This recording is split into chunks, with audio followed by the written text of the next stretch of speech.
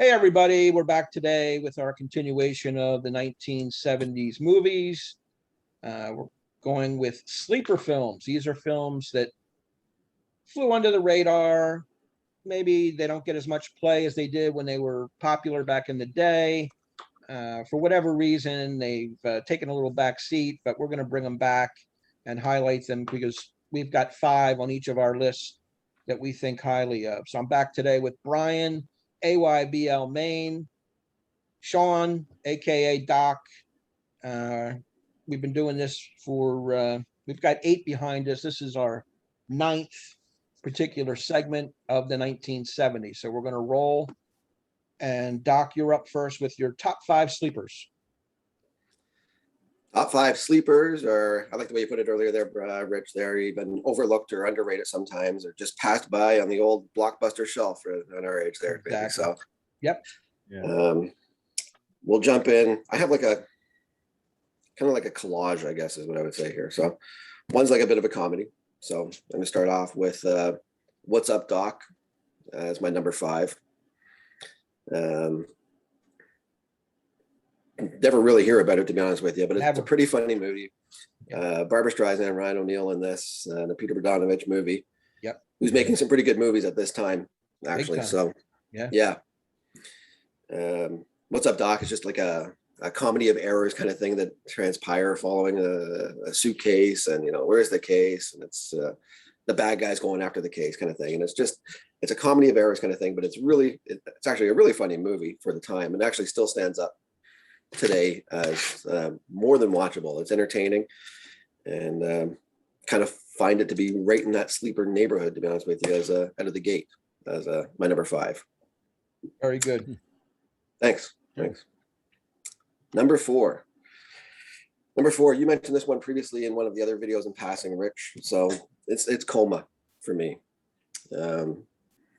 I really like this movie. I liked it when it came out because I saw this one when it came out at a young age. So yes, always remembered it. Seen it a few times over the years. Obviously, revisited it back for this. Michael Douglas is in this.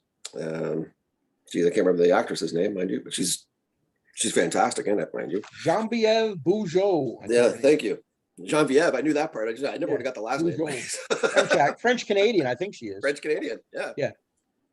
Should have had somebody in my backyard covered like that a little better than I just did. I guess not. So, shame on you, Doc. Shame on you.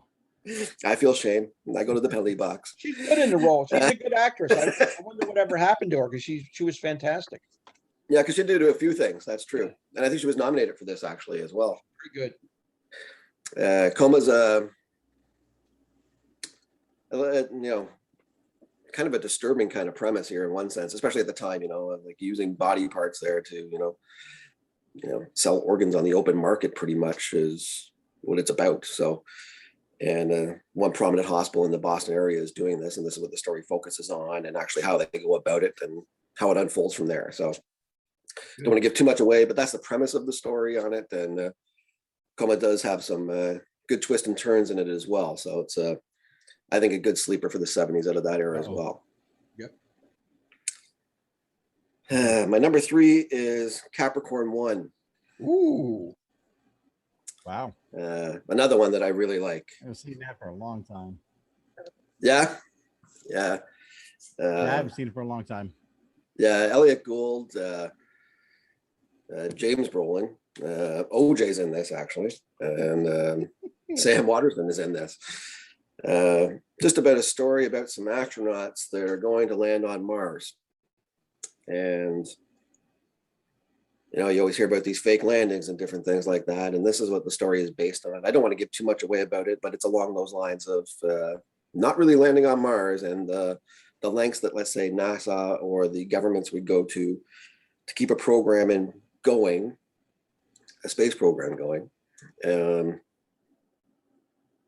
Without actually doing certain things to make it actually work. So Capricorn 1's pretty slick little thriller kind of,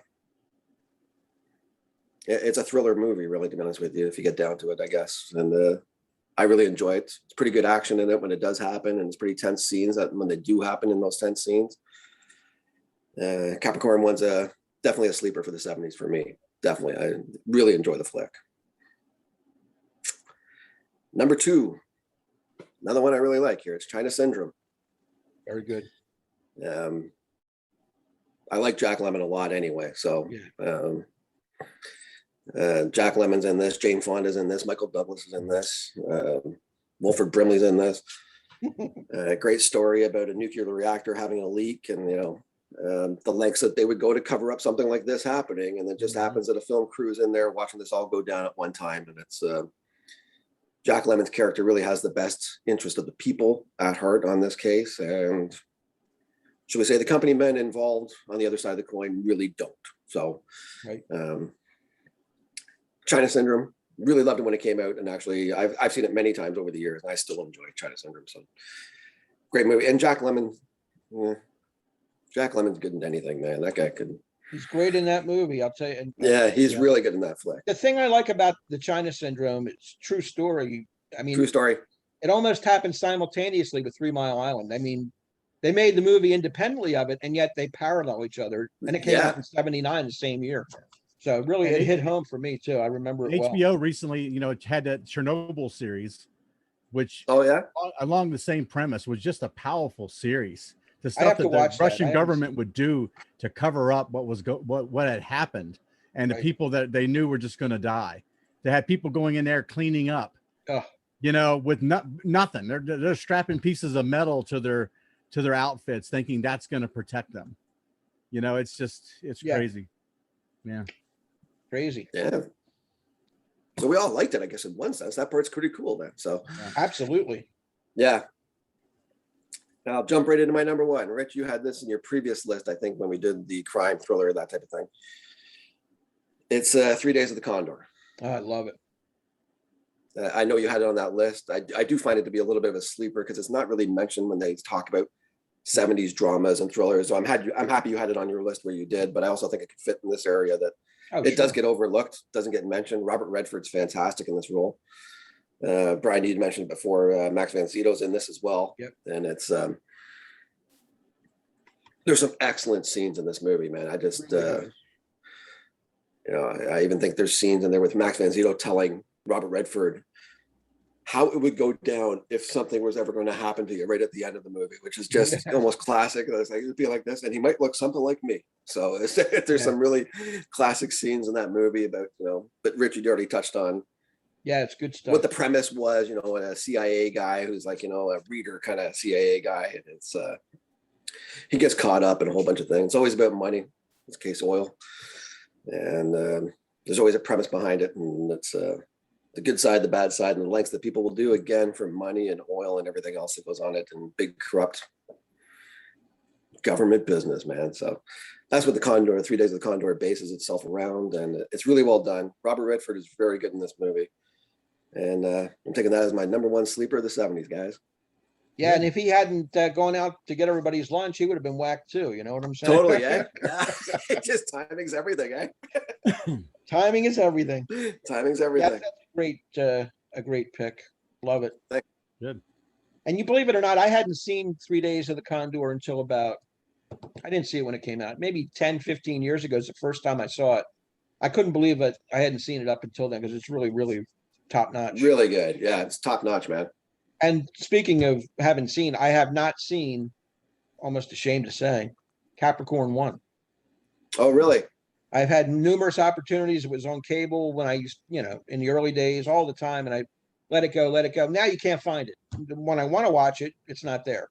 So it's not going to win any awards for editing or anything like that. I'll tell you that right now. But I mean, for the actual premise and everything else, I like the premise. Though. I would like to see that. Yeah, as things happen at a different, should we say it's not 2000 editing, it's 1970 editing. So things got better over time in some movie making aspects, and that would probably be one of the things. But the outside everything else, the movie's great. I love the movie, and editing flaws aside, it's a great watch for the 70s, I think. Very good. All right, Brian, what do you have in your top 5?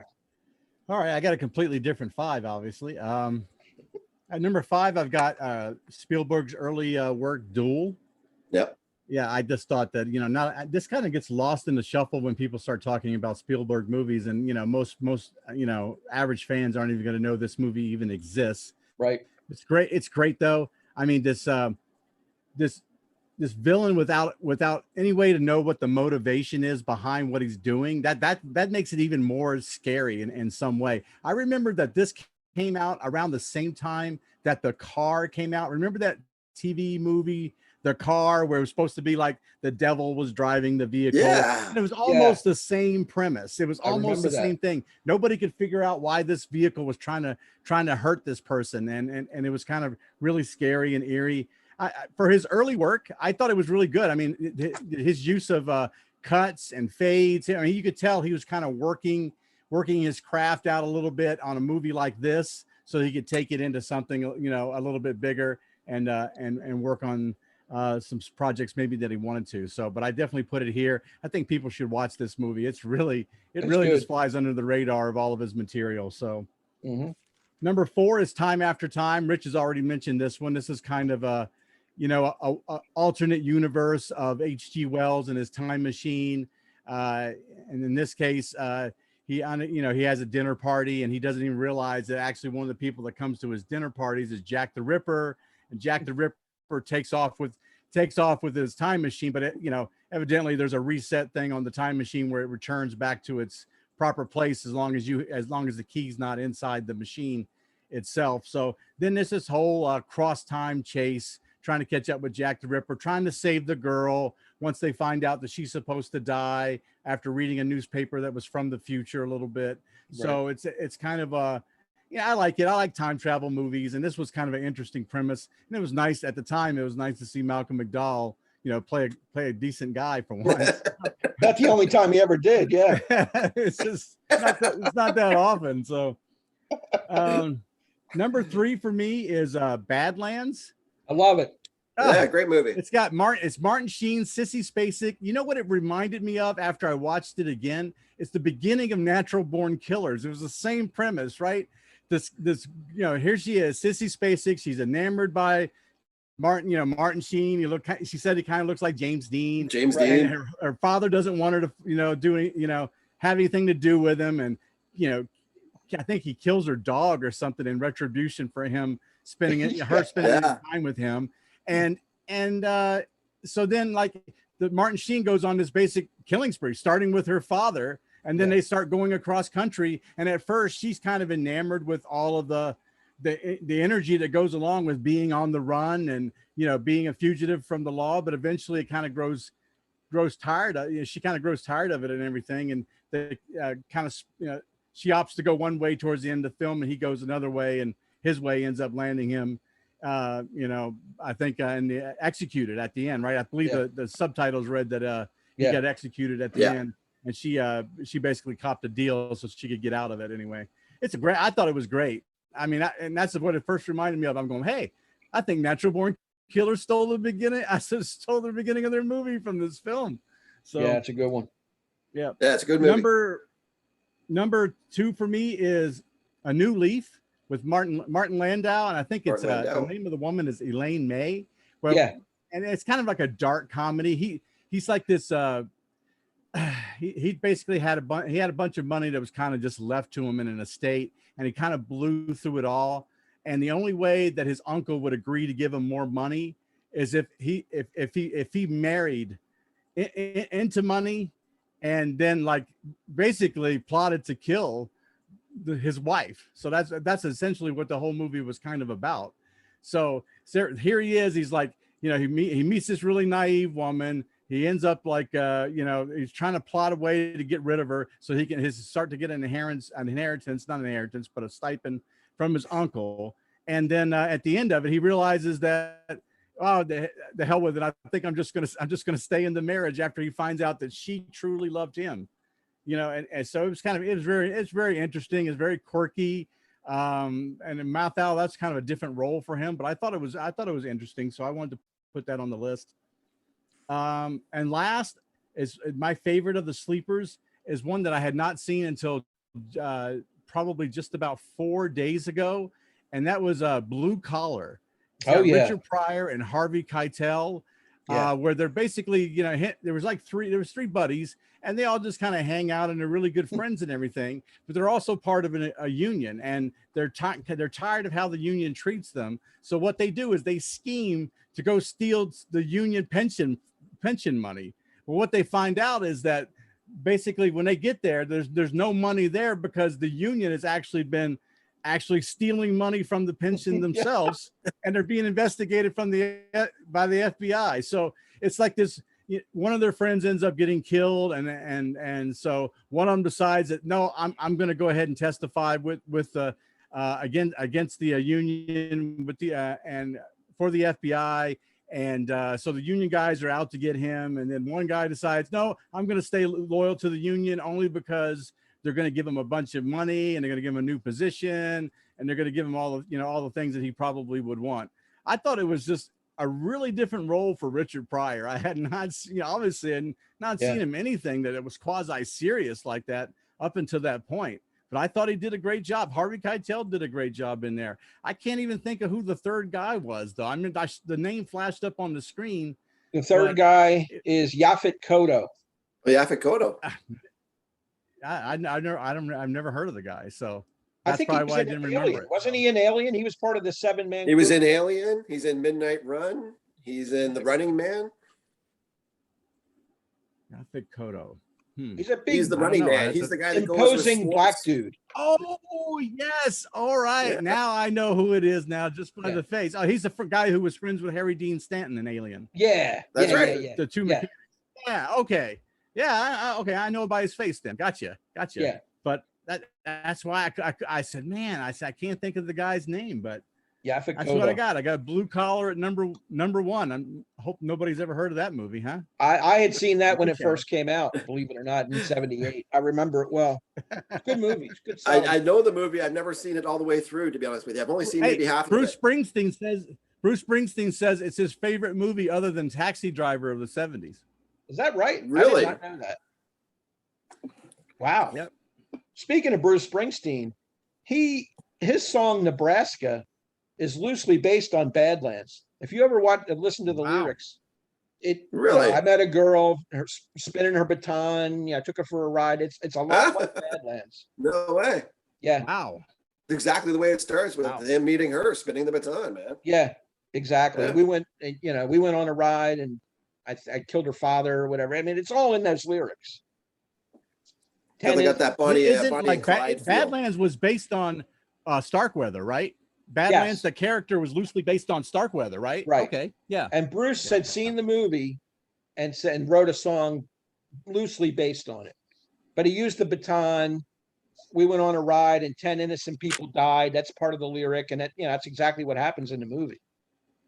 Yeah. So anyway, I'm going to mention Badlands in my honorable mentions in a minute, but I'm going to get into my top 5 here. Number 5 is from 1972, Sounder. This is a movie, really a heartfelt, touching, about a poor sharecropping family in Louisiana during the Great Depression. It shows their struggle and courage and endurance and overcoming those in power. It's a quiet, simple story.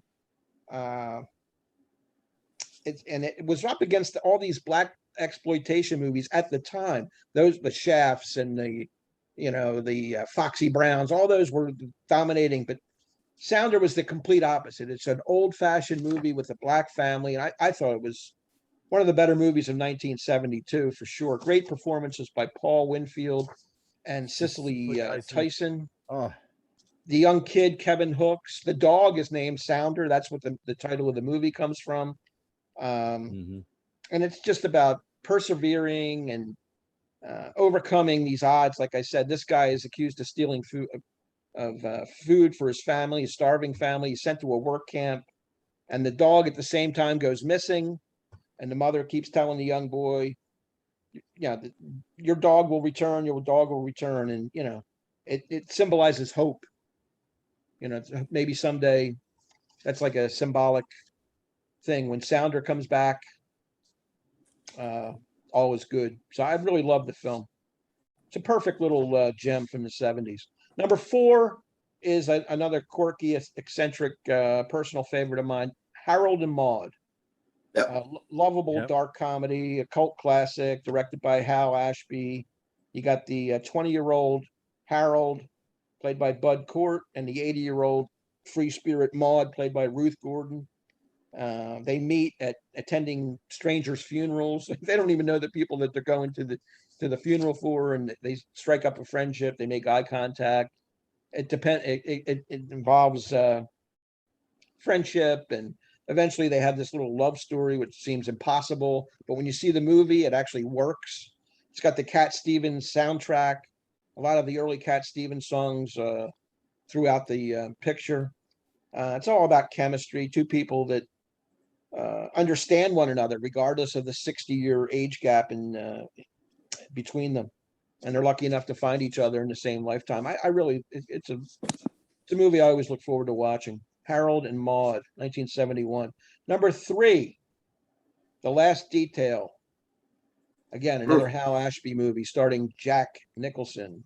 One of Jack's great roles. Little seen. I don't know why it's so little seen. I don't know why whoever the movie company that made this film doesn't distribute it to DVD, or it's really hard to find. I think I had to really search for it. He's a sailor, a lifer, really, whose duty is to transport this Marine prisoner, a Navy prisoner, actually. He's accused of stealing $40, and he's sentenced to 8 years in the brig.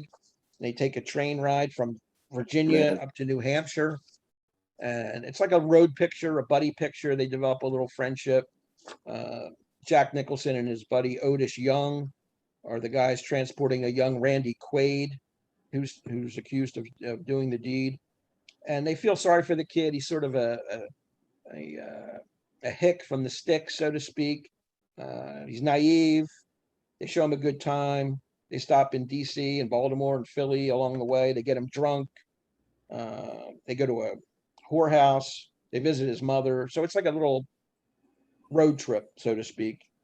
It's got some great Jack scenes where he doesn't take crap from anybody, and he's showing his authority, and he has some great one-liners, a lot of good language in there, and he plays by his own set of rules. So that's my number 3. My number 2 is another Nicholson movie, 5 Easy Pieces from 1970. Again, I don't know why this movie's not more widely known than it is. It was at the time, but through the years, it's not as well known as some of Nicholson's other films. It's a character study of an anti-establishment guy, a man who just can't find his place in the world and in his own family even. He's estranged from his family. They're all a bunch of classically trained musicians. He wasn't satisfied in that lifestyle, so he left, worked in oil rigs and these odd jobs, and he's in an uncommitted relationship with Karen Black, someone he really doesn't love. He sort of just uses her for sex, as he does with every woman he meets. He's uncommitted in life. His father's dying. He goes back home, and he spends time with his dad, who recently had a stroke. He can't speak or hear or move. That's really a heartbreaking scene when he's pouring his heart out to his father about letting him down, even though he knows the guy can't see or hear him or anything like that. But it's just, he's there. It's just a movie about the human condition, searching and yearning and for meaning in life, and looking for that elusive happiness. My number 1, Doc had it in his sports films, and that's Breaking Away, the great Indianapolis 500 bike racing movie. I love this movie. It's always been a favorite of mine. Definition of a sleeper, as far as I'm concerned. Doesn't get a lot of fanfare. Dennis Christopher, Dennis Quaid, Daniel Stern, and Jackie Earl Haley are the 4 guys. The Cutters, as they're known, they're sort of outcasts from the preppy college kids in town. They have a 4-man bike racing entry into this race. Just an honest, coming of age, small town America, values, friendship. It's got a father and son story as well. His dad wants him to, I guess, work in the business, and he's too busy learning Italian and bike racing. He's in between that age again, where you're not a teen, but you're not an adult. You're trying to grow up. Great script. I just like the whole theme of the movie. Yeah, you know, it baffles me sometimes, as good as Jackie Earl Haley was in the 70s, that he just all of a sudden disappeared off the face of the earth and then came back, you know, in the last decade or so, when The last playing 15 Freddy years. Shark, and he was in the one with the little children with Little Children. He played a child molester.